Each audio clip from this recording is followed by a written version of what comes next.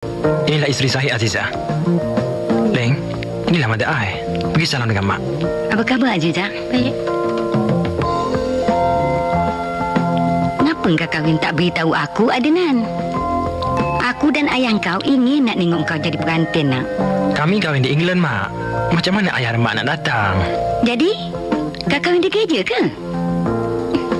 Nonsen lah Mada you ni, Adnan. Mak. Takkanlah kami kahwin di gereja. Di England juga banyak masjid. Banyak orang Islam di sana. Jemput naik, Azizah. Mari, Leng.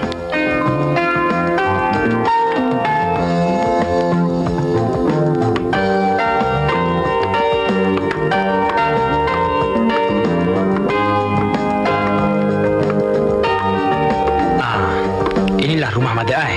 Nan. Ya, Mak. Kenapa pakai kasut? Kenapa, Mak? Kasut tu. Ha? Mada you tu kolok benar. Itulah. Duduk jauh sangat dari loceng. Aku cakap kerana Allah, Azizah. Janganlah kau ambil hati. Jemput duduk, Azizah. Leng. Duduklah. Duduk dulu, Nan. Mak nak ke belakang.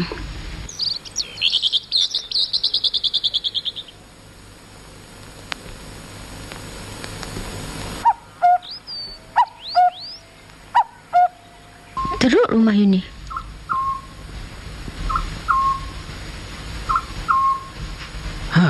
Dah lama kau sampai, bang. Tak apa. Baru sebentar tadi, bang.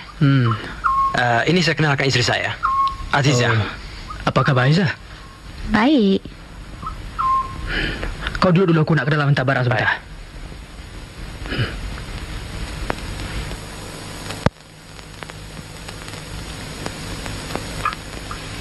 Mak, ini dia barang yang Mak suruh saya beli tadi.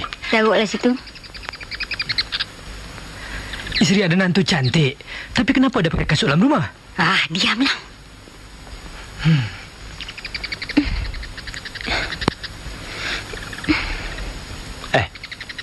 Kenapa ni? Banyak pijat lah. Bila balik. Tak dah lama sini.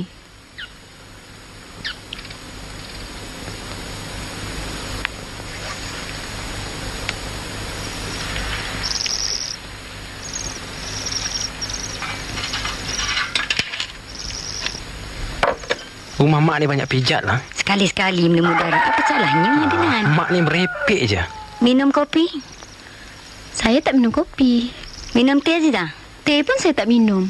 Habis minum apa? Saya biasa minum Ovaltine. Benar, Mak. Dia minum Ovaltine. Ovaltine? Azmi? Ya, Mak. Pergi kau beli Ovaltine. Baik, Mak. Adnan, duduk sekejap, Mak nak pergi dapur sekejap. Leng, yang mana ubi ni? Tak nak makan.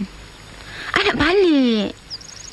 Yang, nak balik. Kalau iya pun makanlah dulu. You nak makan, makanlah. Nak balik.